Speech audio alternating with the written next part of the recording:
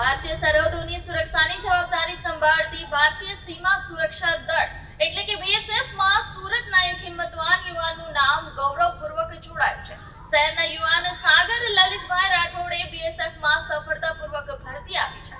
તેઓ BSF ની 11 મહિનાની કઠોર અને સફળ તાલીમ પૂર્ણ કરીને ગત રાત્રે તેમના વતન સુરત પરત ફર્યા. તેમના આગમનની જાણકારી મળતા જ આખો પરિવાર, સગા સંબંધીઓ, મિત્રો અને સ્થાનિક નાગરિકોએ તેમને ઉત્સાહપૂર્વક સ્વાગત કરવા ભવ્ય રેલીનું આયોજન કરવામાં આવ્યું હતું. આ રેલીમાં ભારે સંખ્યામાં લોકોની હાજરી રહી.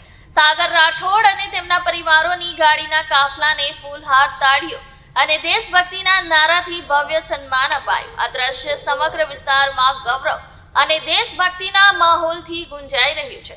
સીમા પર દેશની સેવા કરવા તૈયાર થયેલા યુવાનોનું સ્થાનિક લોકો દ્વારા પ્રચંડ સ્વાગત કરવામાં આવ્યું. સાગર લલિતભાઈ રાઠોડે દેશની સેવાનો માર્ગ અપનાવીને શહેરના અન્ય યુવાનો માટે પ્રેરણારૂપ ઉદાહરણ પેદા કર્યું છે. તેમના પરિવારજનોએ આ સફળતા પાછળ તેમની મહેનત અને લગનને જ કારણ બતાવ્યું છે.